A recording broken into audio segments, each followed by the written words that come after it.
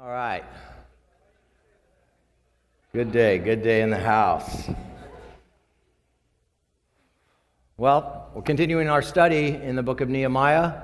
We're in chapter 5, and a little tiny bit of background is that the Israelites were at this point in their journey, and I love the book of Nehemiah because it so parallels, even though it's historical and it happened thousands of years ago, it parallels the life of an individual as well as the life of a culture so beautifully, and I believe that's part of the reason God allowed that. But Nehemiah's people, the Israelites, were in bondage for a number of years. There's a theme in the Old Testament, and that theme basically goes like this. People get in bondage, God frees them, starts to prosper them, they use each other, abuse each other, He puts them back in bondage. Everybody ever done that? Go running back. Then God sends a deliverer who frees the people. They begin to prosper, they begin to follow God, and they backslide. And they begin to hurt one another, hurt themselves, and God puts them back into bondage. And that's a problem that those guys have. I don't relate to it on a generational level in this time period, but apparently people had issues with people going way back. And apparently people have a tendency to be freed from bondage and run right back to it at some point. Well, that's the story we're dealing with. And in this particular story, these people had been freed from 70 years of captivity as a nation. And a guy named King Cyrus came and said, you know what, you guys need to be freed, because God had written in one of the books of the Old Testament spoke of this guy Cyrus by name, way before it happened, that he would free the people. Well, Cyrus lets them go back to Jerusalem and says, you can build the temple and build the city. You get to go live your lives again, like you used to do a long time ago. Well, for the next 90 years, they lived with not much change in how they approached life. The city was still a mess. The temple was mediocre at best. And there was a bunch of trouble. And so God sends a guy named Nehemiah, puts a burden on his heart to help the people change. And so we started to look at the different issues that take place when God is trying to rebuild something in a life or build something new in a life. And one of the main issues we looked at, and that was in chapter 4, was the idea of outside persecution, challenge, criticism. As they were building the wall, they had gotten to about halfway. And you know, halfway high in building anything is a super dangerous place to be, because we get a little comfortable. We think it's completed when it's not. We think everything's flowing now. Gee, that wall looks a lot better than it used to. And so what took place was that the persecution from the outside increased. The victory that we saw last week was not in the idea that these guys endured trouble that had come upon them. That's not a victory. The victory is to keep building. Trouble on the outside of our lives can cause us to stop building. So the victories these guys had is encompassed in Nehemiah 4:21, when Nehemiah is giving an account of what took place after all this intimidation, all this criticism, and even the threats on their life that the outside governing territories were going to attack and kill them. They rebuked it by defending themselves and continuing to build. The victory is always continuing to build. And so this is what Nehemiah says in verse 21. So we continued the work. That statement is the statement of victory. The wall was half built. We continued to. You know, most trouble starts to happen in relationships after a while.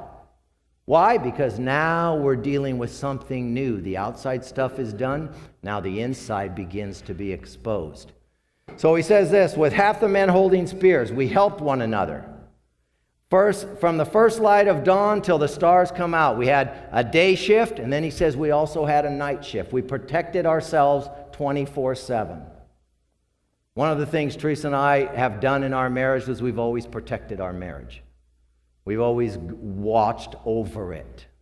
We always counted it as with very great value. And we've endured a lot in our relationship, but we've always maintained the walls and the protection in our marriage from the outside. And so that enabled us to keep building in spite of whatever attack comes upon us, because attacks do. And surprise attacks are oftentimes the enemy's main tool to throw us off because we didn't see it coming. And we didn't think God would allow that. And we didn't think that's the way it should operate. And we have all the we didn't thinks about it. When we know that it can come at any time, in any way, in any place, we're still going to be shocked. Still going to be sideswiped. Still going to be devastated. But there's a foundation that we can keep building. And so these guys were able to do that. And it says, listen, we had every man. So at that time, I also said to the people, have every man and his helper stay inside Jerusalem at night so they can serve as guards by night and workmen by day. I broke up the jobs. Neither I nor my brothers, nor my men, nor the guards with me took off our clothes. Each had his weapon, even when they went for water. Now, this wall at this point in time it was being built for about 45 to 50 days. So they have spent a month, 2 months now laboring to build the wall. When we come into chapter 5, something switches. It's the low point. The building stops. All through the previous chapters when they were building the wall, nothing stopped them. But in chapter 5, they're stopped. Why? Because it's one thing to deal with the outside. It's another thing to deal with the inside. Now they had to deal with the Jews who were their brothers. You know, there's nothing like those closest to us. There's no wounding like those closest to us can inflict upon us. There is no hurt that can stop you in your tracks. We can, with help and practice, withstand outside attack. But inside attack is where it gets real. And so that's where we're going to pick up. In fact, David in Psalm 55, after he was betrayed, he made this statement because it devastated him by those closest to him. He says this in Psalm 55:12.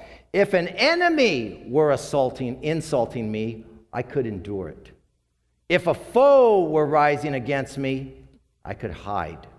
But it is you, a man like myself, my companion, my friend, my close friend, with whom I have enjoyed sweet fellowship. We have been intimate together.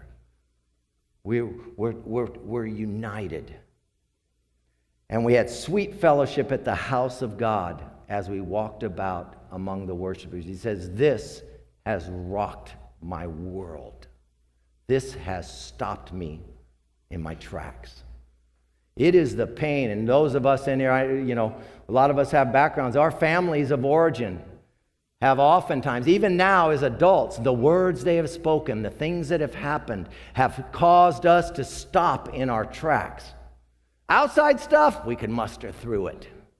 The inside, and that's what begins to happen when the walls start to get built and you start to form and the outside is kind of being taken care of. You've handled the dangers. Now you have to face the inside. Whether you're in relationships that are very personal and close, or whether it's yourself. When you walk with God, the first thing he does is begin to take care of you on the outside. Then he spends time working on the inside, because that is where the real battle lies. That is where we can get stopped. How many of us have stopped ourselves because of the way we think about things?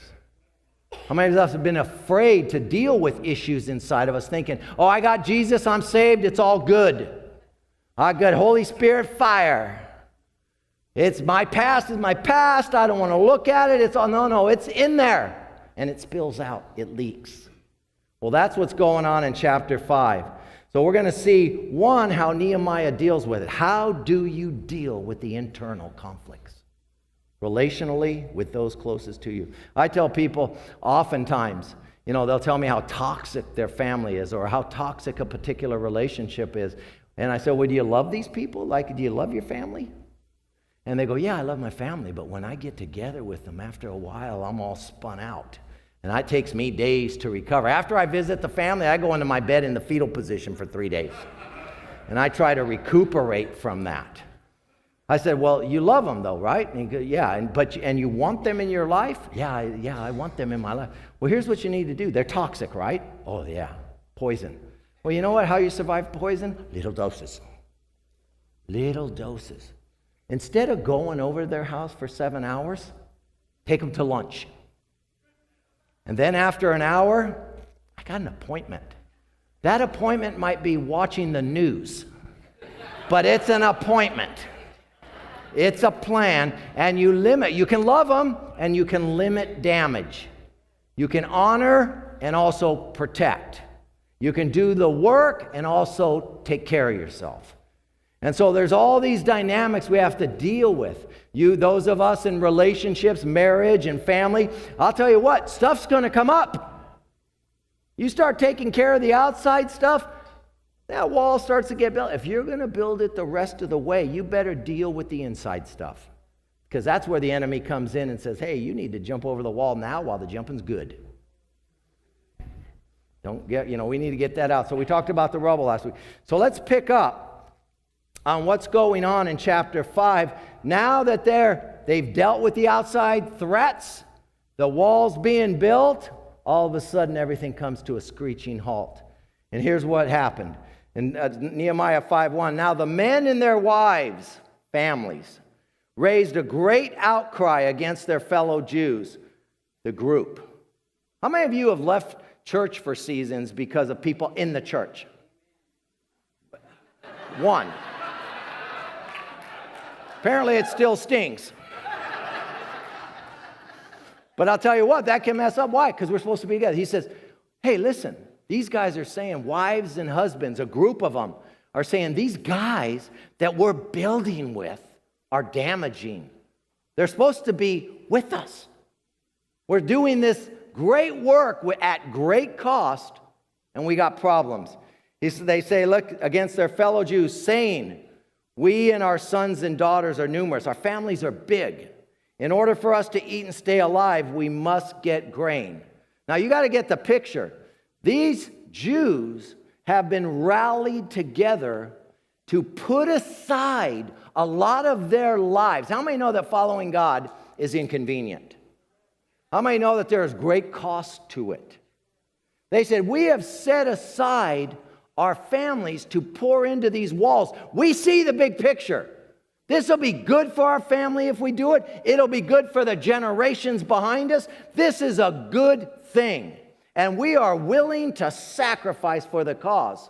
But we have mouths to feed. And so there's been a cost here that we can't get food. So there's an issue with food. Then they said this. Others were saying, so a different group was coming in and complaining and crying out. We are mortgaging our fields, our vineyards, and our homes to get grain during the famine. These guys said, hey, those guys have some money and it's expensive and they're running out of cash. We, on the other hand, have had to sell stuff, mortgage our homes, take seconds out on it. We're struggling to pay for grain and it's a famine. How many know that when God calls you to do something, if it ain't one thing, it's another? They're in a famine. Jesus, please. A famine too? You asked us to build the thing in a famine, which also means a drought. So food costs have gone up. They have gone up so much, we don't have money. Now, nobody in here has ever sold stuff to get by. But believe it or not, there are people who do that. They have had to unload material goods trying to just put food in their families' mouths. They're not trying to live a luxurious lifestyle. They're not living way above their means and they're doing vacations and in debt to the hilt. They're saying, hey, we're selling stuff just to eat while we're laboring. Then there's this another group. And it says this, still others were saying, we have had to borrow money to pay the king's tax on our fields and vineyards.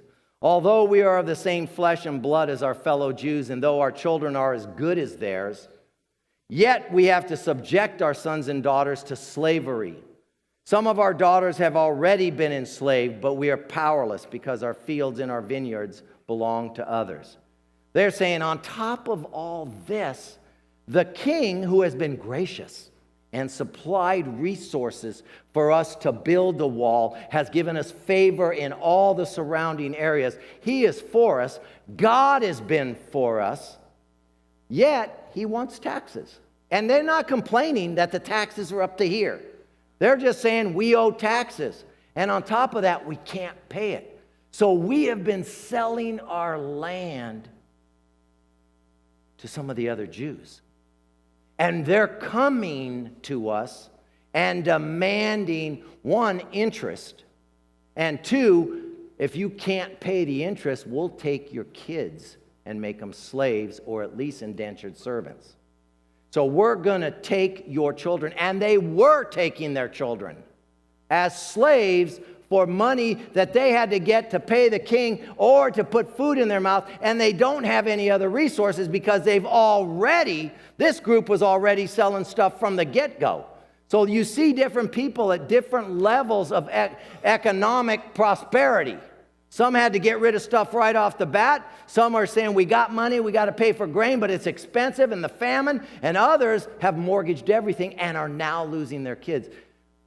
Just think what that does to morale. I have had to pay you, one of my kids, because I owe you money.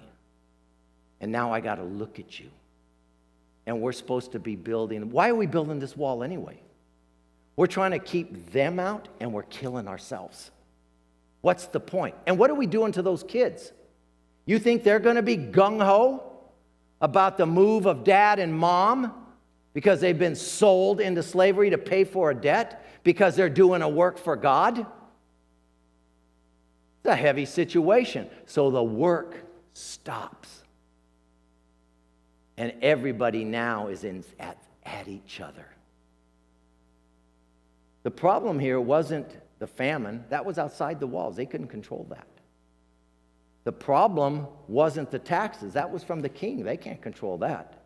You know, part of dealing with any situation is to see what you can control and what you can't control. The part they could control was we are having to pay some of our wealthy brethren to get us through this famine, and they're charging us interest on it. And the word there would be high interest, usury, high interest, kind of like loan sharking. So they're looking, some of God's kids are looking at others of God's kids as business opportunities, a way to enrich myself on their pain. Now you can take that to many different levels. People have used that have loved you, because these were the Jews. These were blood brothers. These were people that were working there. There have been people that claim they love us and have used us and hurt us. And that kind of wound stops you till it's dealt with. So these guys have stopped working and they're screaming that we're being abused. So the question is, how come some of these guys were rich? How come some of the Jews were so wealthy? The city was in rubble. It was torn up for a long time.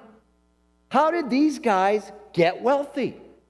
And how did they get to the place in their mindset that it's okay to prey on family members and others of God's kids in dire straits?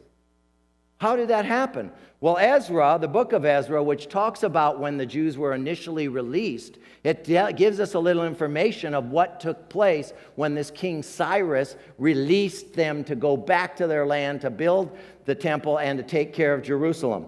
In Ezra 1:5, it says this, Then the family heads of Judah and Benjamin and the priests and the Levites, everyone whose hearts God had moved to go back to their land, to leave their current lifestyle, which was also including bondage, but also some of them were thriving there, to go back and build the city. Some of those guys right from the get-go looked at that as opportunity. It says, everyone whose heart God had moved prepared to go up and build the house of the Lord in Jerusalem. All their neighbors assisted them with articles of silver and gold.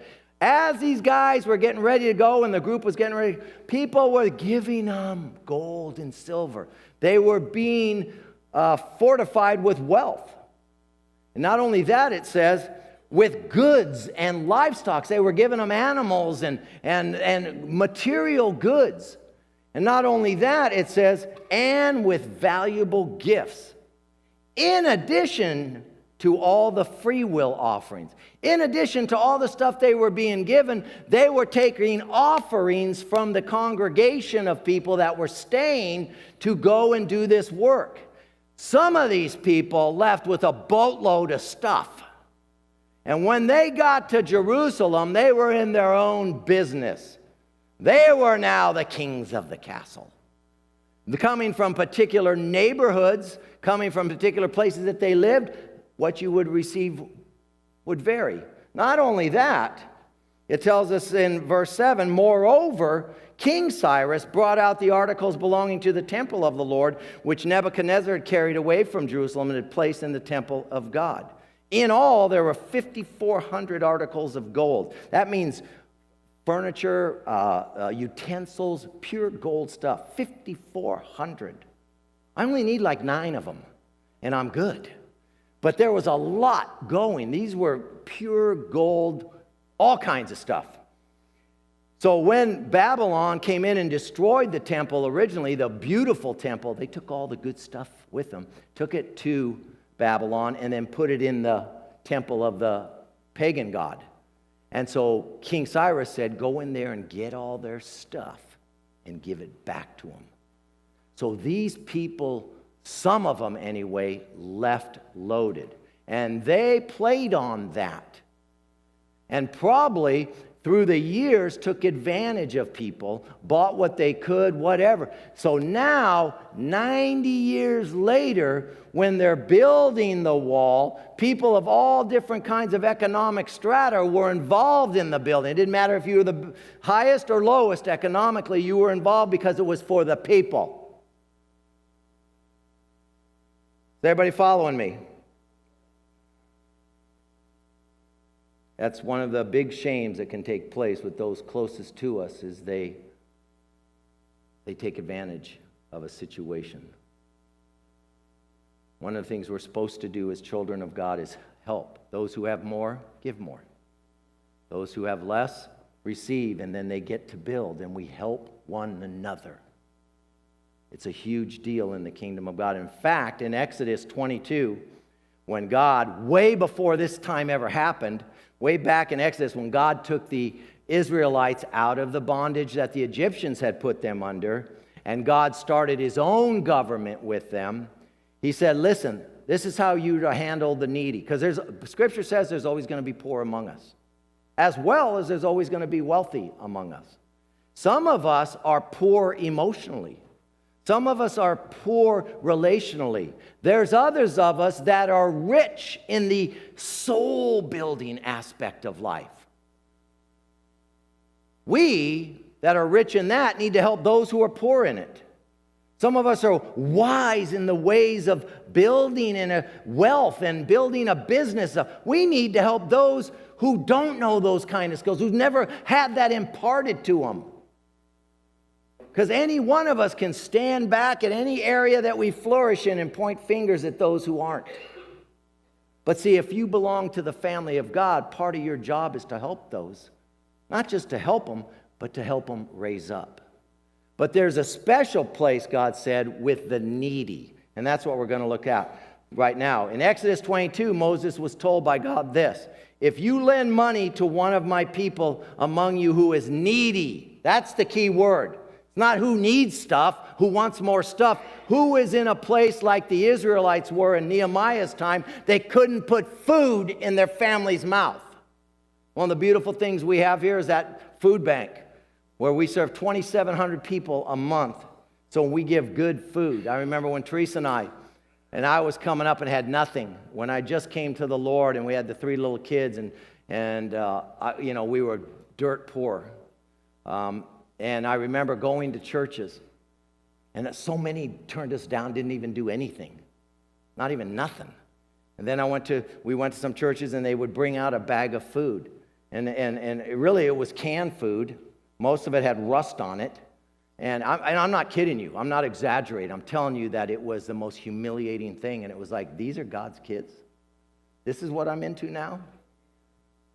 You know what? I got a lot of better stuff from my dope friends when I was in need than from these guys. And there was like 9 cans of green beans. I hate green beans. And you know what the other 3 cans were? Peas, even worse.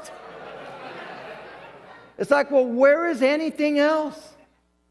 How does this work? How does this work? I'm trying to change my life, and it's like I'm grabbing at straws. And thankfully, God did bring people and did, that. But see, that's a bad testimony. That's a bad testimony. And so God doesn't want his people that. So he says, listen, if you lend money to someone who is needy, they're at a place of great need, and you lend them money, listen, do not treat it like a business deal. Charge no interest. In fact, in my life, when Teresa and I, when we ever give money to anybody, it is never a loan. It's a gift. Take it, and God bless you with it. Why? Because when you lend something to somebody, and they're not paying you back in a timely manner, that's just messing with your head.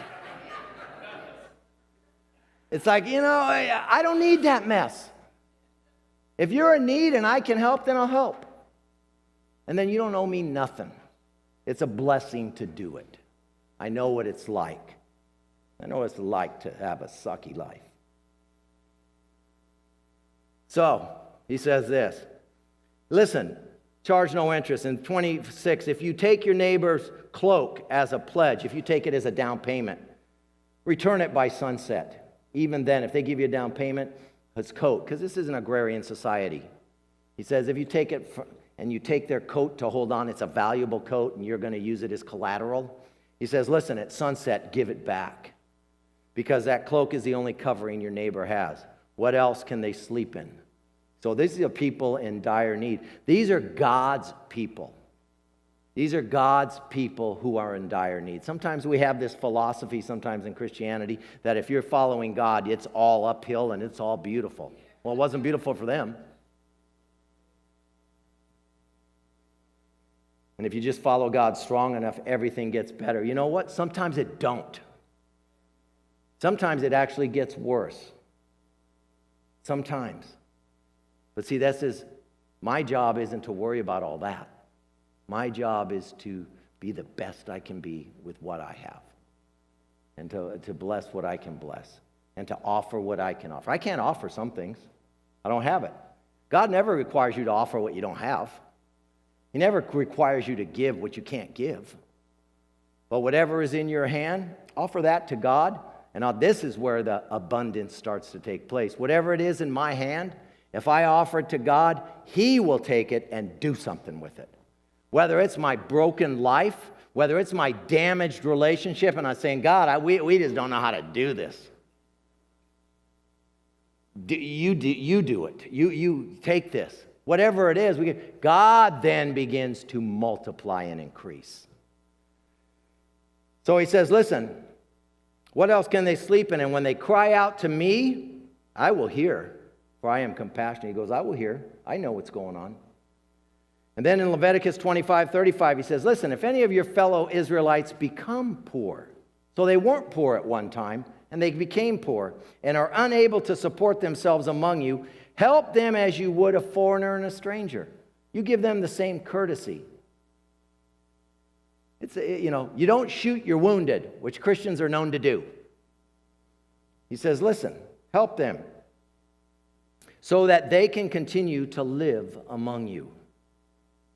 Do not take interest or any profit from them, but fear your God so that they may continue to live among you. Whenever God says something twice, better listen. You must not lend them money at interest or sell them food at a profit. I am the Lord your God who brought you out of Egypt to give you the land of Canaan and to be your God. You are to bless others like I bless you. And so what takes place, we jump forward, is these people are outcrying. It's a cacophony of pain and distress. No building is going on. Everybody inside the walls is troubled. So what happens? They bring it to Nehemiah. And we pick up Nehemiah's response to hearing all this damage going on. He says, when I heard their outcry and these charges, I was very angry. And I pondered them in my mind and then accused the nobles and officials. I told them, you are charging your own people interest, because he knew the word. He knew what God had said. So I called together a large meeting to deal with them. So a couple things here. When you're in your immediate social group, those people that have deep influence, and they do stuff to make you angry, and it's a justifiable anger. That's a justifiable anger. God's kids taking advantage of God's kids is a justifiable anger in the eyes of God. Don't do anything. Because when you operate in anger, nothing good comes from it. How many know that? How many still do it? Big challenge for you, for all of us. He said, I pondered, I stepped back and thought about what is the best way to handle this. What do I do here? I know they're charging interest. That was the first thing he was tripping on. He didn't care about taxes. Taxes were out of their control. Famine, can't really do much about that. But usury, charging people interest to get food in their mouth, that's a problem. How do I deal with it? Huge component to dealing with relational problems with those close to you is stepping back and looking at, what do I do here? Don't jump in. And then he said, I confronted them.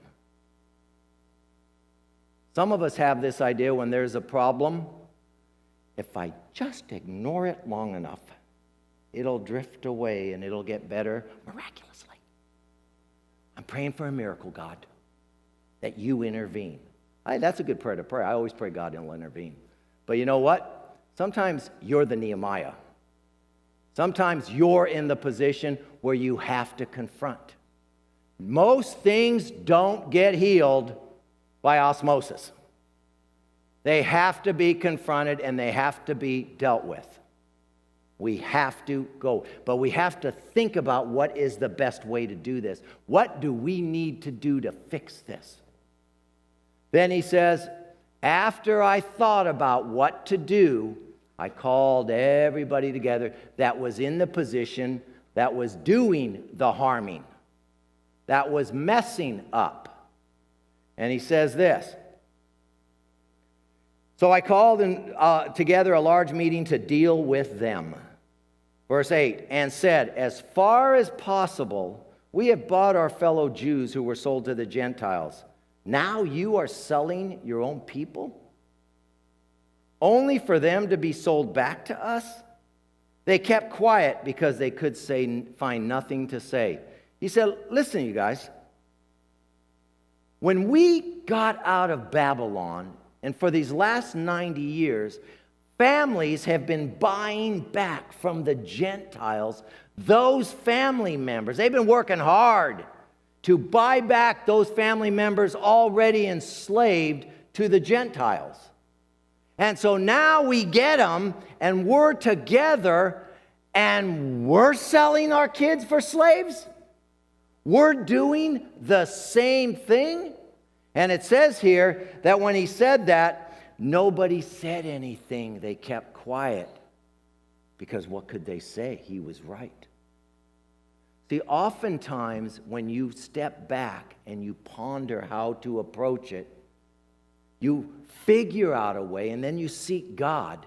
You figure out a way to bring a problem to where they can't back out of it. They looked at him and said, well, that's what we're doing. That's exactly what we're doing. We're buying back slaves from the Gentiles and then selling them among ourselves. That's probably not a good thing for morale. It's not a good thing in the big picture.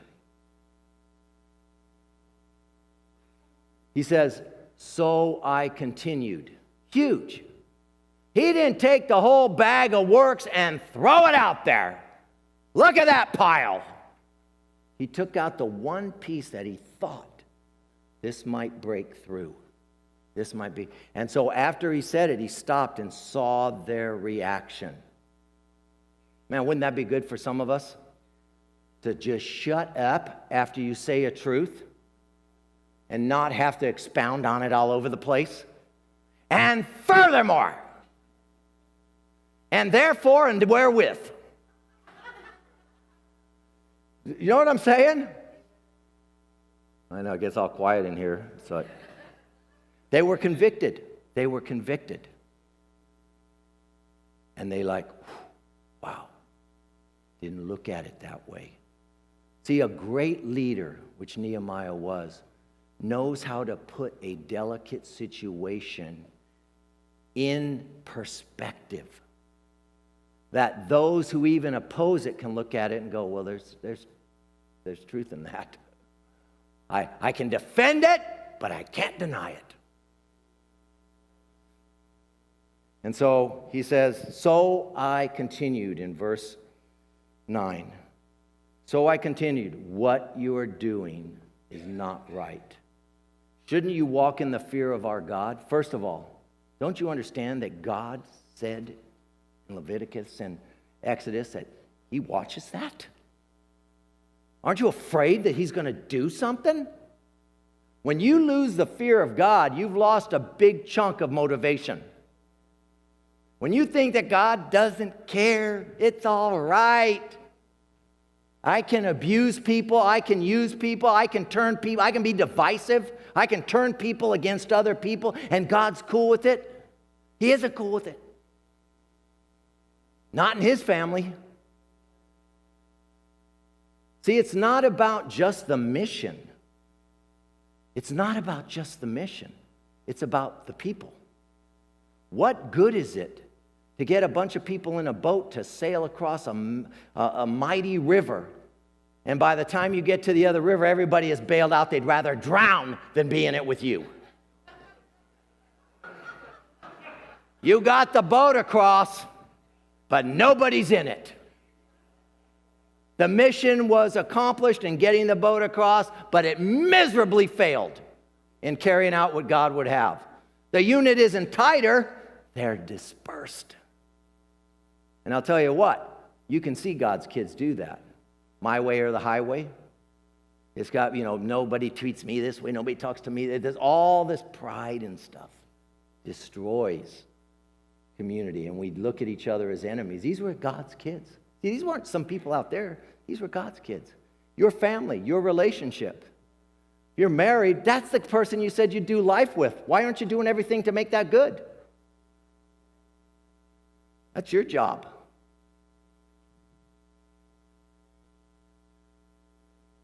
So listen, he said, one, fear of God, and two, to avoid the reproach of our Gentile enemies.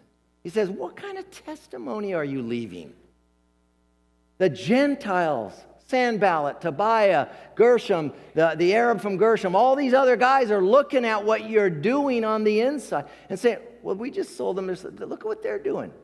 How many of us have been turned off to the kingdom of God by the people who claim to be in the kingdom of God? It's a horrible testimony. I can't tell you how many times I've heard, I'd be a Christian, except for those Christians. I don't want to be like them.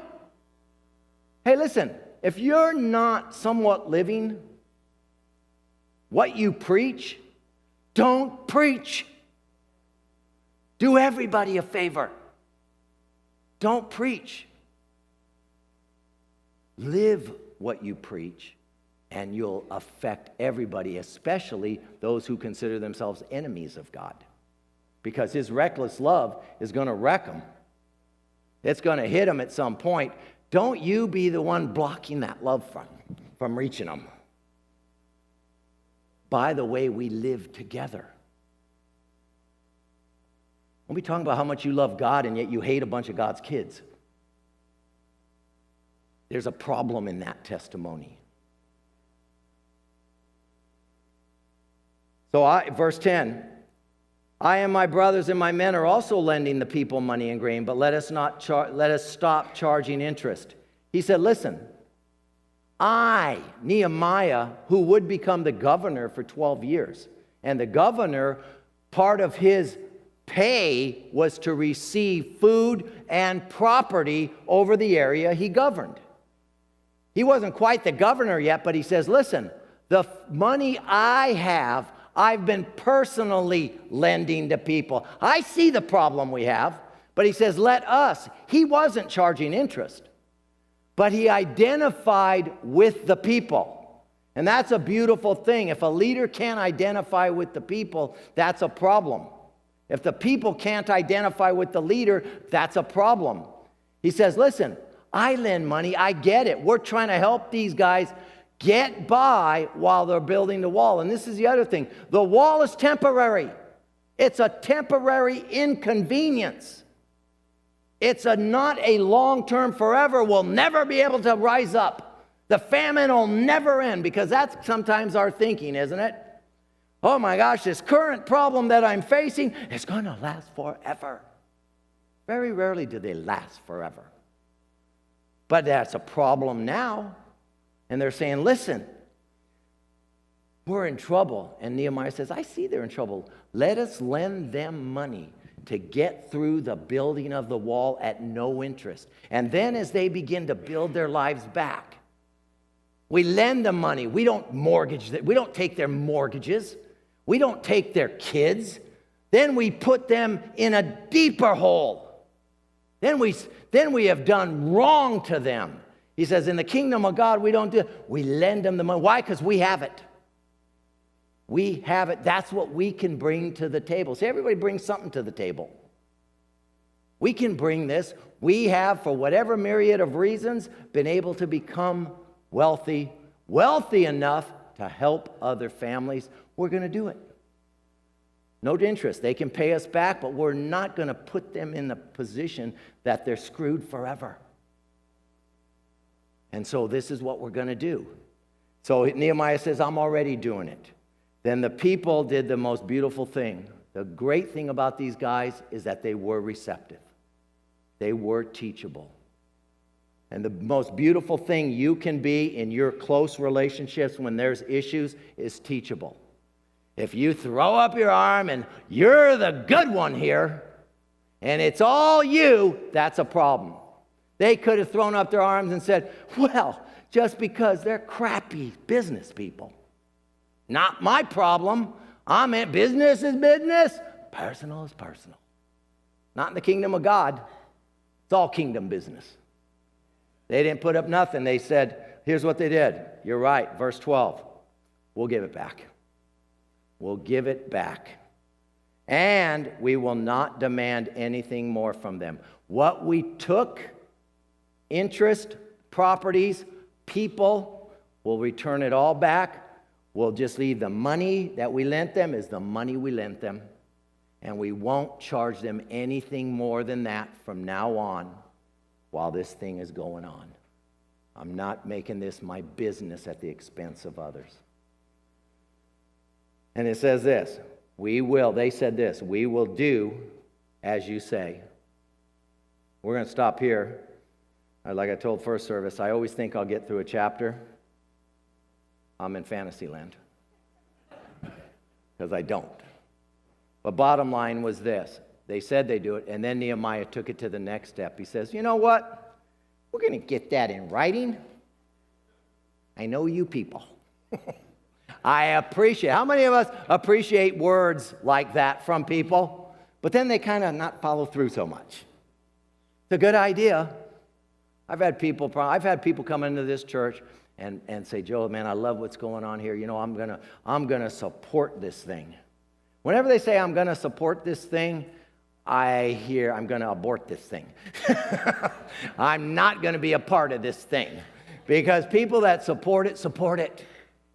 You don't need to impress me with your words. If you're in it, you're in it.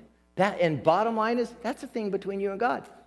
If God is placing it on your heart, then God's placing it on your heart. If I can talk you into it, someone else can talk you out of it. If I can talk you into it, as soon as someone makes you mad, you're done. I've had people come up to me, you know how much I've given here, you know how much I've done this, you know how much I've done. I go, you ain't done nothing for me, bro. That's a you and God thing. Take it up with him. And I want to get back what I've given. I said, it's long gone, bro.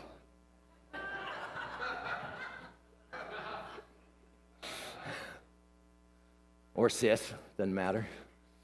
It's like, you know what? That's a you and God thing. But this is the thing. Don't use God's kids. Because he sees it. And he is compassionate to them. You know what, man? I've shared this with you guys before. I'm merciful because I need mercy. Who am I not to be merciful? I give grace because I need grace. I've learned to confront things because by nature, I came from an environment that it was scary. So my idea of conflict is avoid it. You know, some people have the opposite effect. Conflict, I'm all in. Somebody's paying what was done to me. But me, I'm more of the avoider of it. So I've had to learn as a leader to confront things and to deal with things because they have to be dealt with. How many of us have tried the I'll just not deal with it and hopefully it doesn't. It just increases. A little leaven, leavens the whole dough. So, we got to get going here. Okay. So what did we learn today? One, any real work of God costs a great price. You want to do something for God, it costs a great price. And usually you'll be in some kind of famine. Wouldn't it be awesome when everything's flourishing? Then God says, you know, I'd love a little trinket from you to help out the cause. Usually when God says, you know, you're the one I want to use for that, we go, this is a horrible timing. I so want to serve you, but I'm so busy. These guys had to set aside stuff because we have to make a choice. That's the cost. You can't do everything. So there's a cost involved. Secondly, God expects the work to continue even in the midst of unfavorable economic circumstances. Now, one time did God say in that chapter, I understand you're in a troubled time. Let's just put the whole wall thing on hold.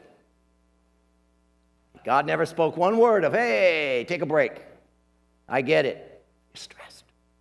He dealt with the stress, enabled them to keep going in the midst of it. Last thing I'm going to say to you, there are always people that will try to take advantage of someone's misfortune. So don't be sideswiped by that. There are always people that will prey on the weak, the suffering, the hurting, the needy. Just, you don't be that person. You don't be that person. Fear God and know that everything you do, people are watching. You may not think they are, but in any way, shape, or form, somebody knows you're a Christian, and they aren't, they're watching you. And what you do speaks volumes more than what you say. So take that from here. So the leader, which you guys all are in your own worlds, is either an example of good or an example of bad. You get to choose. How many want to choose to be an example of good? All right, let's pray. Lord God, you saw the hands. I thank you for these people, God. I pray that we would be examples of people